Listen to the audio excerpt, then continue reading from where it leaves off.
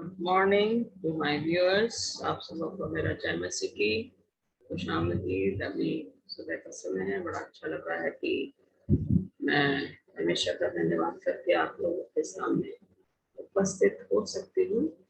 और जैसे कि मैंने अभी दानियल का 11वां अध्याय का 1 से 30 तक में वीडियो डाला था, उसी का कंटिन्यूएशन मैंने बोला था कि मैं बहुत जल्दी आपके सामने उसका दूसरा पार्ट भी लेकर आ रही हूँ। मैं आज उसी का दूसरा पार्ट जो है उससे हम लोग अध्ययन करेंगे। और मैं सोचती हूँ कि बहुत जरूरी है कि हम अपने आप को या आखिरी जमाने में जिसमें हम रह रहे अपने आप को पूरी तरीके से तैयार रखें कि मसीह का आना बहुत जरूरी है। जब वो आएगा तो हम उसके साथ आसमान में जाएंगे, स्वर्ग के राज्य के भागीदार होंगे। तो उसके लिए हम उसका इंतजार कर रहे हैं कि मसीह आएगा। लेकिन उससे पहले हमारे सामने जो है times of the trouble, okay, and time trouble, इनको क्या आखिरी जमाने में जो परेशानियां हैं जो हमें भुगतनी है मसीह के चेलों के तौर पे, मसीह के लोगों के तौर पे अगर देखा जाए तो अभी मेरे को किसी ने वीडियो भेजा था 2 दिन पहले, और उस वीडियो में देख के मुझे बहुत अजीब लगा। और मुझे ये नहीं पता लगा था, मुझे ये तो मालूम है कि परमेश्वर के लोगों का जो है सताहट का समय जो हो गया है। हम सोच रहे थे कि 1798 में सताहट का समय खत्म हो गया, डार्क एजेस खत्म हो गया। लेकिन जब पेप्सी रिवाइव हुई, उसका जो छूट थी वो टोटल हुआ, वो जब रिवाइव होता तो उसके बाद से फिर से तो हमारा परेशानियों का समय जैसे शुरू हो जाता है। तो आइए मैंने भाई जैसे कि हम इसमें जाएं, एक प्रार्थना करेंगे। तेरे खुदाम पूजा करते एक बार फिर से तेरे पास आते हुए मौका दिया। हम तेरे नजदीकी में, तेरे हुजूरी में आते हैं, अपने आप को तेरे तन मन धन से सुपुर्द करते हैं। पवित्र आत्मा से परमेश्वर हम जानते हैं क्यों नहीं करेगा। स्पेशली जब मैं बोलती हूँ खुदा मुझे शब्द दे, मुझे नहीं मालूम कि मुझे क्या बोलना है। तैयारी तेरी है खुदा, शब्द तेरे हैं। तूने मुझे यह तोहफा दिया कि मैं बोलूं, और इसलिए मैं चाहती हूँ कि पवित्र आत्मा से मुझे भर दे वो शब्द है जो कि मुझे लोगों तक पहुंचाने हैं। तो लोगों के मनों को छूने, उनको पवित्र आत्मा से भर दे, जो इसको सुनने वाले हैं, जो इसको दूसरों के साथ शेयर करने वाले हैं, उनके परिवारों को देकर आशीष करें। कहते हैं अभी जो मुक्ति में जो मसीही लोगों को चर्च में सिखाया गया जिनमें से बहुत सीरियस है, उसके लिए भी प्रार्थना करते हैं। तो हम जानते हैं कि सताहट का समय शुरू हो गया है मसीही लोगों के लिए, और हम अपनी पूरी तैयारी में रहते हैं, चाहते हैं कि हमने विश्वास में पाए हुए हम परिवारों को तेरे सामने लाते हैं। इस छोटी सी विनती को सुन तेरे प्यारे बेटे यीशु मसीह के नाम से मांगते हैं, आमीन। तो हम जब देख रहे हैं तो यहाँ पे हम जैसे कि मैंने आपको बताया था कि 11वां अध्याय का हमने आधा पोर्शन कवर किया, और अभी हमारे पास आधा पोर्शन और है। मैं वहीं से फिर से जाऊंगी जहाँ मैंने छोड़ा था, और हम जाएंगे स्क्रीन शेयरिंग में पहले, और स्क्रीन शेयरिंग में जाने के बाद मैं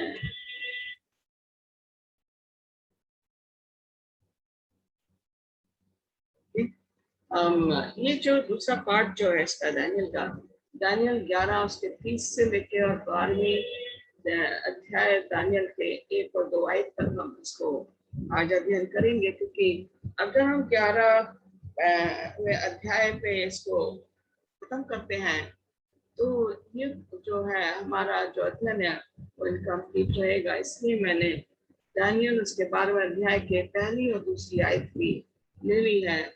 I've taken the chapters from Daniel 11 verse 30 to Daniel 12 verse 1 and 2. If I do only Daniel 11, it would not be complete studies. So I thought of taking verse 1 and 2 of Daniel chapter 12. So this is what I have for this topic that I'm going to do today. And there are certain things that we were able to do in the first few verses of Daniel 1 to 30. When we look at your pagan Rome Empire, it's a religious power, political power. मैं थोड़ा सा इसको detail पे नहीं जाऊंगी, मैं थोड़ा सा नक्शल में आपके साथ इसको बताना मांगती हूँ। पॉलिटिकल पावर जो है, पेगन रोम जो है, पेगन का मतलब ये है हीडन, उत्परस्ती में जाना, और रिलीजियस पॉलिटिकल पावर को अगर देखा जाए तो वो वहां से है रिलीजन और secular forces, political powers, church और स्टेट दोनों को जो है मिला के हम रिलीजियस पॉलिटिकल पावर्स जो कि पेगन रोम में ऑलरेडी स्थापित हो गई थी। 4वें अध्याय की 20वीं आयत में देखा जाए तो यहाँ पे लिखा हुआ है this power acts against the Holi covenant, it is Daniel 11:30। Holi covenant अगर देखा जाए तो ये रेफर करता है यीशु मसीह। Worships from the cypress shall come against him, therefore he shall be grieved and return in rage against the holy covenant। यहाँ पे शब्द दिया हुआ होली कवनेंट। अब होली कवनेंट सिर्फ यीशु मसीह को ही जाहिर करता है। ये जो पावर है, जो पेगन पावर्स है, ये यीशु मसीह के खिलाफ, यीशु मसीह के लोगों के खिलाफ जो है काम कर रही है। कह रहा है produces forces that will defile the century. ये मैं थोड़ा सा और थोड़ी देर में मैं इसको डिटेल में डिस्क्रिप्शन दूंगी कि सेंचुरी कैसे डिफाइल हुई, कैसे अपवित्र हुई है, जो कि हेवनली सेंचुरी थी, और वो उसी पैटर्न पे अर्थली सेंचुरी भी बनाई गई थी। इसको डिफाइल कैसे किया गया, किसने किया, क्यों किया? Abomination of desolation, rebellion by little horn। Daniel उसका 8वां अध्याय की 13वीं आयत में अगर हम देखें तो यहाँ पे इस तरीके से लिखा हुआ है, तब मैंने एक पवित्र जन को बोलते सुना, फिर एक और पवित्र जन ने उस पहले बोलने वाले से बोला, नित्य होम बलि और उजड़वाने वाले अपराध के विषय में जो कुछ दर्शन देखा गया है वह कब तक फलता रहेगा, अर्थात पवित्र स्थान और सेना दोनों का रौंदा जाना कब तक रहेगा। अबॉमिनेशन ऑफ डेसोलेशन जो है, पवित्र स्थान को अपवित्र करना। लिटिल हॉर्न को जो हम जानते हैं कि लिटिल हॉर्न जो है डैनियल 7 में अगर हम देखें तो 10, जहाँ पे डैनियल 2 में हमने देखा था कि आखिरी पावर जो है, रोम की पावर जो है 10 उंगलियों को जाहिर करता है, और 7वें अध्याय में अगर हम डैनियल पे जाएं तो वहाँ पे 10 उंगलियों की जगह 10 सींग दिखाए गए हैं, और उसमें बताया गया कि पहले 3 सींग जो हैं उनको उखाड़ा जाएगा, और उसके बाद ये लिटिल हॉर्न पावर, जो पशु की पावर है, वो वहां से विकसित हो जाएगी। तो ये जो पशु है जो दिखाया गया है डैनियल 7 में, ये कह रहे हैं, फिर कह रहा है power परसिक्यूट्स God's people.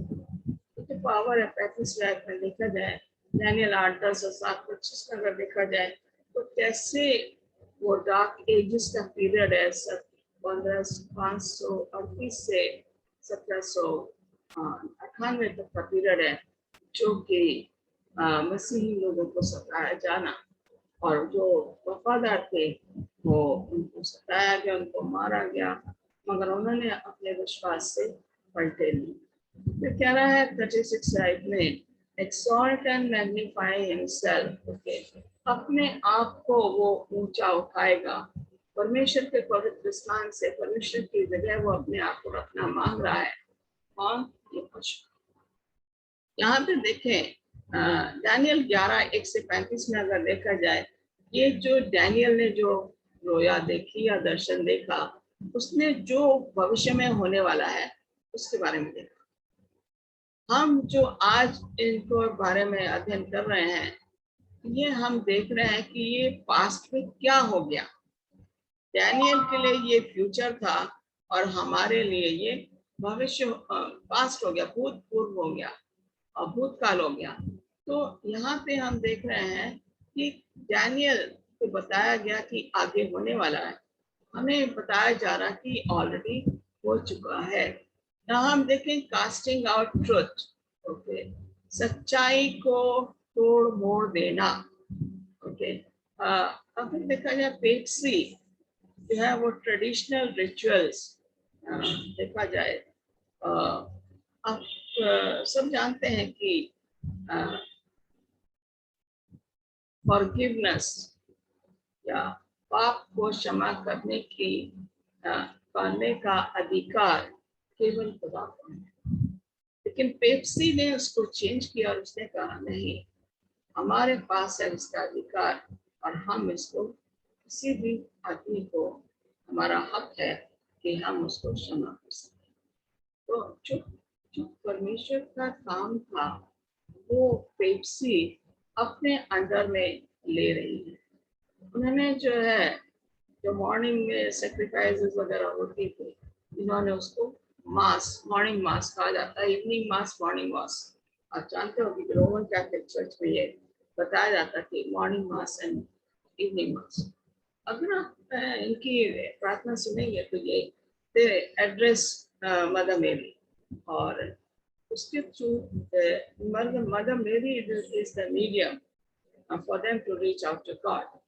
And so yeah, but we can directly go to God.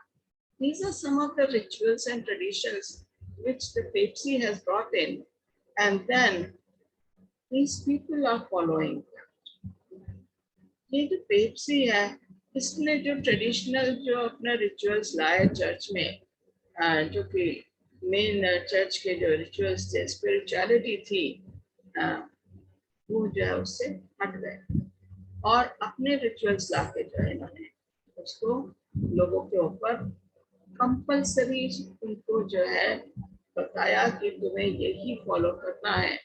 और जैसे कहते हैं pope is the vicar of God on earth, परमेश्वर की जगह पोप को ये अधिकार मिला है कि वो यहाँ पे कुछ भी चेंज कर सकता है। दानियल 7:25 में बड़ा क्लियरली लिखा हुआ है कि he shall change the times and laws. वह परम प्रधान के विरुद्ध बातें करेगा और परम प्रधान के पवित्र लोगों को पीस डालेगा और समय और व्यवस्था के बदल देने की आशा करेगा, वरन 3.5 काल तक वे सब उसके वश में कर दिए जाएंगे। समय और व्यवस्था को बदलने की कोशिश हो गई है और कर दी गई है। तो ये मैं थोड़ा सा, मैंने आपको ऑलरेडी डिटेल में हिस्टोरिकल फैक्ट्स मैंने पहले पार्ट में इसके बताए थे कि किस तरीके से पहले किस तरीके से 3 सींगों को उखाड़ फेंका गया, वैंडल्स एंड हेरोली। ये इनकी जगह छोटा सींग आता है जो ग्रेजुअली बढ़ता जाता और वो पूरा का पूरा रोम में छा रहा है और आसपास की जितनी भी कंट्रीज हैं, यूरोपियन कंट्रीज हैं, एशिया माइनर, वहाँ पे उसने अपना जो है स्थान बना लिया है और इस तरीके से ये हावी हो जाता है। 538 से 1798 तक जो है सबसे इंग्लिश में डार्क एजेस कहा गया है, जिसको कि इन पेप्सी ने लोगों को सताया। आप चाहेंगे यहाँ पे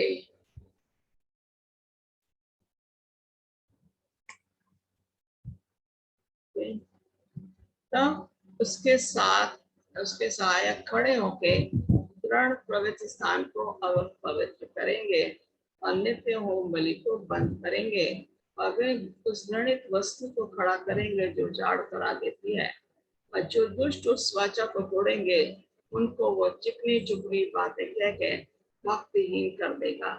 परंतु जो लोग अपने परमेश्वर का ज्ञान रखेंगे वे हियाव बांधकर बड़े काम करेंगे और लोगों को सिखाने वाले बुद्धिमान जन बहुतों को समझाएंगे, तो भी वे बहुत दिन तक तलवार से चिपकर आग में जलकर बंधुए होकर और लुटकर बड़े दुख में पके रहेंगे।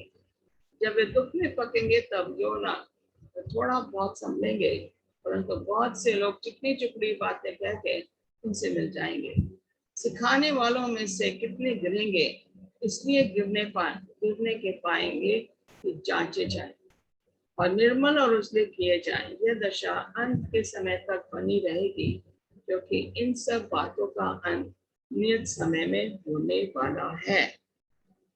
कह रहा है कि मसीह ने मत्ती 24 अध्याय में 21 और 22 में बता दिया था कि क्या होने वाला है। जब चेलों ने उनसे पूछा तो मसीह ने बोला, ये सब लोग चुपड़ी चुपड़ी बातें करेंगे, लोग तुम्हें भरमाएंगे, वो मेरे नाम से झूठे वे बताएंगे मसीह वहां पे। ये सारे चिन्ह मसीह ने मत्ती 24 में उनको बता दिया था। हम कहते हैं bishop of Rome, okay, corrupted apostate Christians, but God's true followers stood out courageously for the truth. Bishop of Rome को ये पावर मिली थी कि वो जो है सच्चाई को तोड़ मोड़ दे, लेकिन परमेश्वर के लोग जो है बड़े वफादारी से, बड़े बहादुरी से उन्होंने उनका सामना किया। यहाँ पे क्या, the faithful would instruct the apostate ones but would fall to failure। जो कि वफादार लोग हैं तो क्या होंगे, वो कोशिश करेंगे कि जो बुत परस्ती में गए हैं, पेगन में जा रहे हैं, वो उनको जो है भरमाएं, उनको बताएंगे, लेकिन वो खुद भी उनको बताते बताते खुद भी उसमें गिर पड़े। अब हम ये देखते हैं कि खुदा ने बुलाया बहुतों को है, लेकिन थोड़े ही वहां पे जाएंगे। तो यहाँ पे जो है वो अपने विश्वास में डगमगा जाएंगे जब उन्हें चिकनी चुपड़ी बातों से उन्हें भरमाया जाएगा।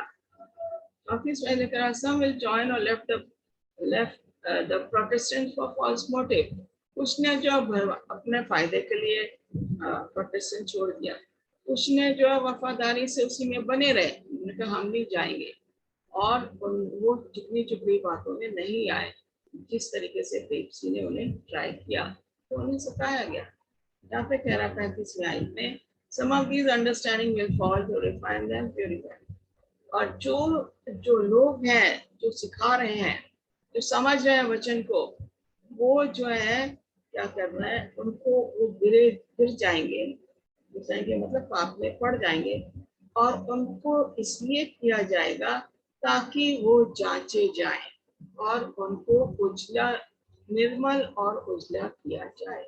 उन्हें they remain faithful, they remain refined, they remain purified, they're purified, even though the testing time would come to them, even though the papacy is going to follow them and put them into all this kind of a problem, and they would remain faithful to God. And this would last till the end of persecution of 1798। 1798 तक ये ऐसा ही होता रहेगा। यहाँ पे हम देखें, मैंने आपके ऐसे समझने के लिए मैंने पिक्चर लगा दिया है। Emperor Justinian defeated Vandals and Ostrogoths and established himself as the Bishop of Rome as supreme ruler of Western Europe in AD 538। Thus began the rule of papal supremacy of 1260 years, ending in 1798 AD। यहाँ पे mention किया है कि 538 में ऑस्ट्रोगॉथ्स और Vandals, okay, ये दोनों को जो है जस्टिनियन ने हराया। और हम देखते हैं 508 में अगर देखा जाए तो विजिगॉथ्स को भी हराया गया। और ये जो पॉलिटिकल पावर्स हैं जो कि पेप्सी ने लगाए, वो इसलिए लगाए ताकि 3 पावर्स को काट देखा जाए, उसकी जगह पेप्सी का रूल आ जाए। और यहाँ पे जो है एम्परर जस्टिनियन जो है, ये becomes a bishop of Rome. Bishop of Rome का मतलब है supreme ruler of western Europe in AD 538। Supreme ruler का मतलब है pope throughout the world. He was recognized as the Pope. They called him as Bishop of Rome, and later on, he came to be known as Bishop of Rome. So when we look at here, papal supremacy का time 1260 साल का जो है 538 से शुरू होके और 500 1798 तक गया। ये पेप्सी है जो कि मैं अभी थोड़ी देर पहले आपको बता रही थी कि किस तरीके से आप यहाँ देख रहे होगे कि 3 हेडेड क्राउन है वो का बिशप ऑफ रोम जिसे कहा गया है। ये रिचुअल्स हैं जो इन्होंने चर्च में जो स्थापित किए हैं सेक्युलर एंड रिलीजियस पावर्स को मिला के, और ये जो है कैसे लोग इनके सामने आप देख रहे हो कि जो वो इंस्ट्रक्शन दे रहा है बिशप ऑफ रोम, ये इनको कैसे फॉलो करना है, क्योंकि हम देख रहे हैं कि यहाँ पे पेप्सी ऑलरेडी आ गई है पावर में। तो जब पेप्सी पावर में आ गई है तो लोगों को वही करना है जो कि उनसे करवाया जा रहा है। 36वीं आयत में जाएंगे तो वह राजा अपनी इच्छा के अनुसार काम करेगा और अपने आपको सारे देवताओं से ऊंचा और बड़ा ठहराएगा, और इन सब देवताओं के परमेश्वर के विरुद्ध भी अनोखी बातें करेगा। यहाँ पे लिखा हुआ है king shall do his own will, king Pepsi, और बिशप ऑफ रोम उसको पेप्सी भी कहा गया है, लिटिल हॉर्न पावर भी कहा गया है, रिलीजियस पॉलिटिकल पावर भी कहा गया है। exalt himself above all the other gods. Okay, अपने आप को दूसरे देवताओं से सबसे ऊंचा रखेगा, मुझे ही तुम्हें मानना है। और कह रहा है वरन सब देवताओं के परमेश्वर के विरुद्ध भी क्या करेगा, अनोखी बातों का मतलब है blasphemous words against the God of gods. And says God of gods. Okay, God तो एक ही है, gods ढेर सारे हैं, तो इसलिए वो परमेश्वर के खिलाफ बहुत ऐसी बातें बोलेगा, उसके विरुद्ध में बातें करेगा, और अपना स्थान जो है वो उसने इस पृथ्वी पे ऊंचा कर लिया, क्योंकि वो कहता है कि मुझे अधिकार मिला है। 37वीं आयत में, और जब तक परमेश्वर का क्रोध ना हो जाए तब तक उस राजा का कार्य सफल होता जाएगा, क्योंकि जो कुछ निश्चय करके था ना वह अवश्य ही पूरा होने वाला है। He shall prosper till the wrath of God has been accomplished.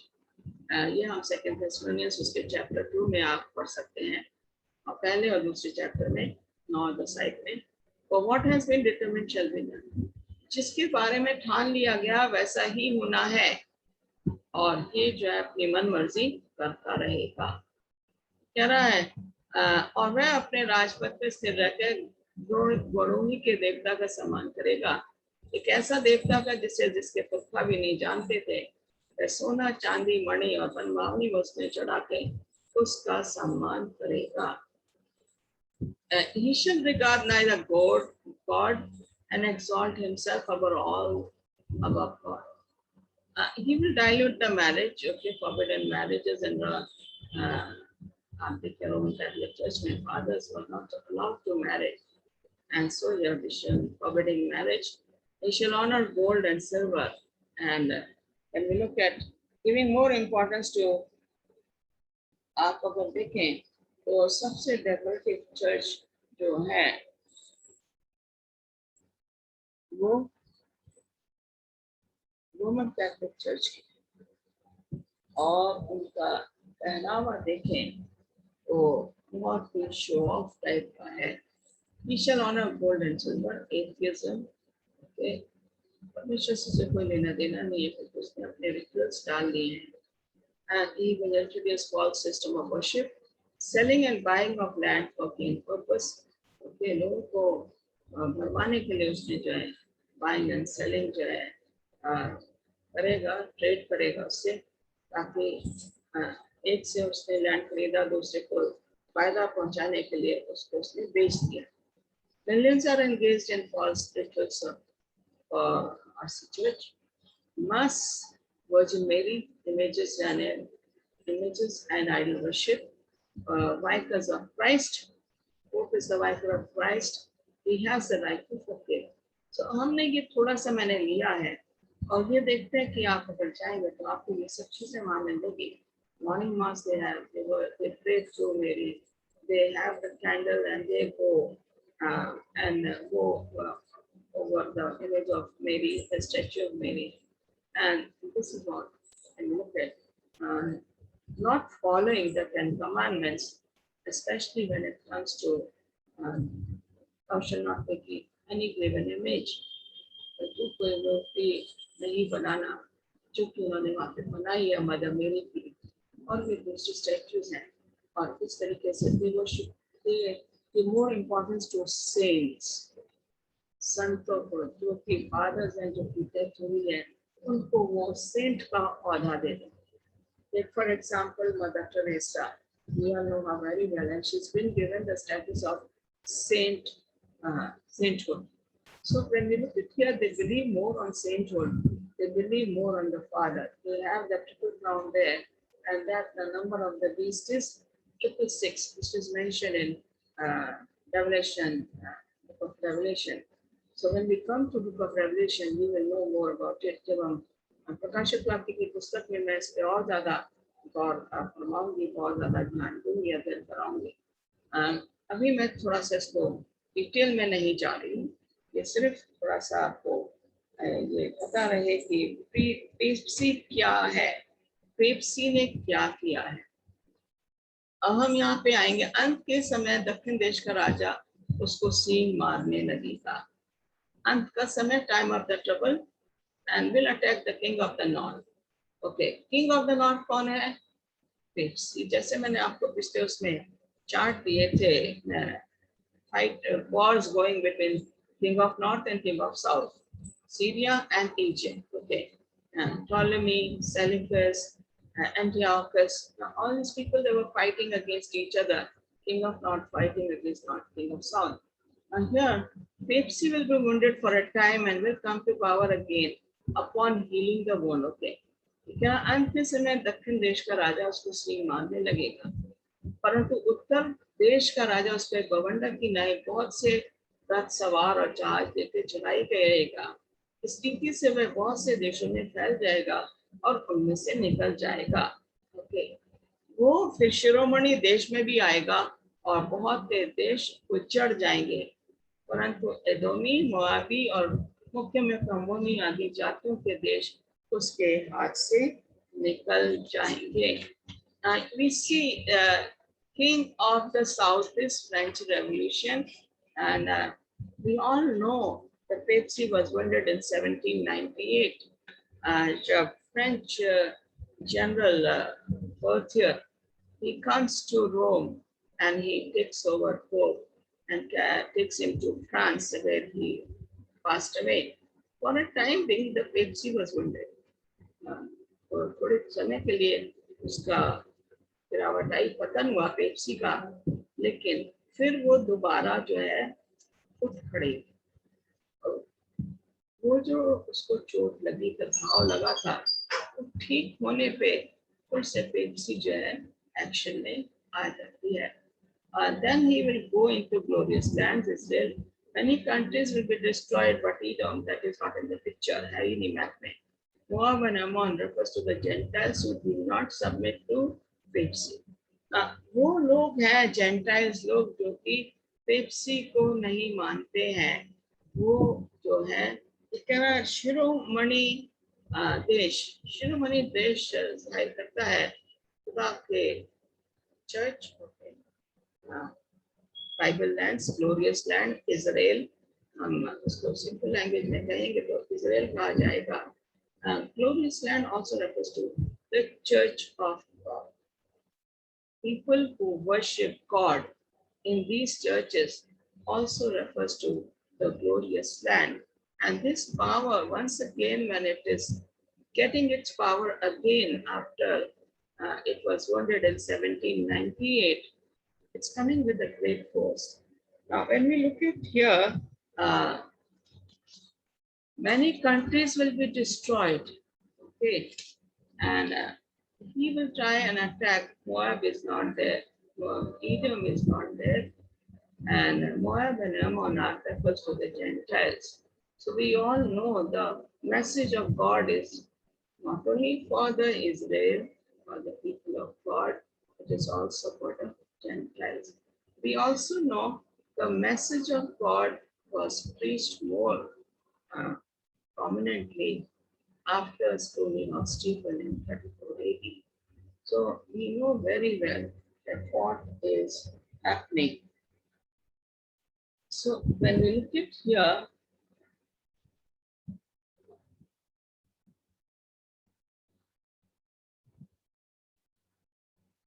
वह कई देशों पर हाथ बढ़ाएगा और मिस्र देश भी ना बचेगा। वह मिस्र के सोने चांदी के खजानों और सब मनभावनी वस्तुओं का स्वामी हो जाएगा और लूबी कुशी लोग भी उसके पीछे हो लेंगे। और उसी समय वह पूरब और उत्तर दिशाओं से समाचार सुनकर घबराएगा और बड़े क्रोध में आकर बहुतों को सत्यानाश करने के लिए निकलेगा। वह दोनों समुद्रों के बीच पवित्र शिरोमणि पर्वत के पास अपना राजकीय तंबू खड़ा कराएगा। इतना करने पे भी उसका अंत आ जाएगा और उसका सहायक कोई ना रहेगा। This is the final onslaught of Pepsi with the whole world wondering about the beast. क्योंकि Revelation 13 में इसका जिक्र किया गया है कि किस तरीके से ये पेप्सी जो है लोगों पे अटैक करेगी। He will have control over the gold and silver, wealth of the nations, means buying and selling in order to enforce Sunday legislation as the mark of the beast. Okay, हम इस चीज के बारे में बता चुके हैं और बताते जा रहे हैं कि वो जब संडे लॉ आ जाएगा तो हम हमारा खरीद फरोख्त में भी हम पे काबू किया जाएगा, कंट्रोल किया जाएगा। और ये कह रहा है okay, he says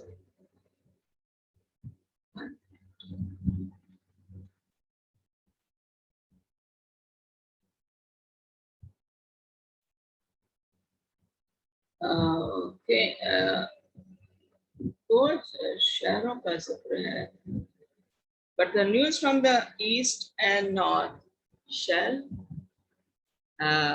उसी से पूर्व और उत्तर दिशाओं से समाचार सुनकर घबराएगा और बड़े क्रोध में आके बहुतों को सत्यानाश के लिए निकालेगा। और दोनों समुद्र के बीच पवित्र शिरोमणि पर्वत के पास अपना राज के तंबू खड़ा कराएगा। इतना करने पे भी उसका अंत आ जाएगा और उसका सहायक न रहेगा। Okay.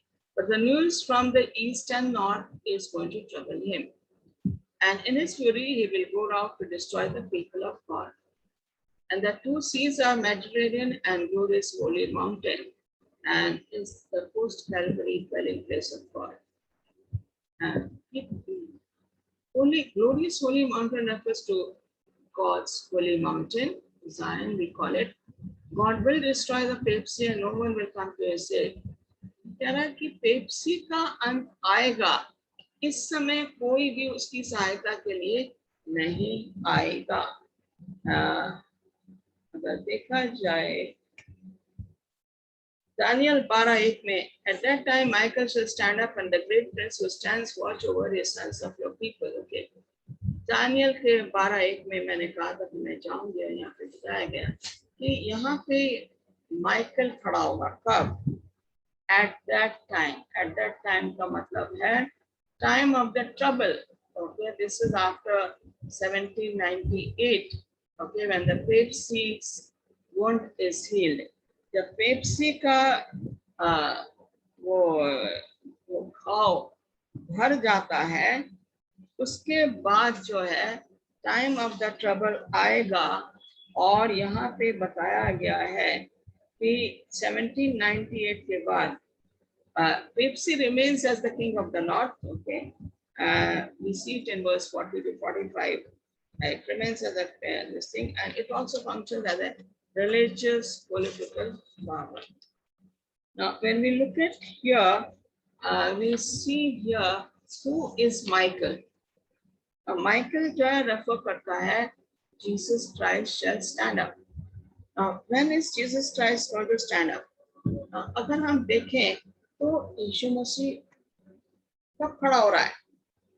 At the time of the end. जब यीशु मसीह का खड़ा होने का मतलब है कि प्रोबेशन बंद हो जाएगी।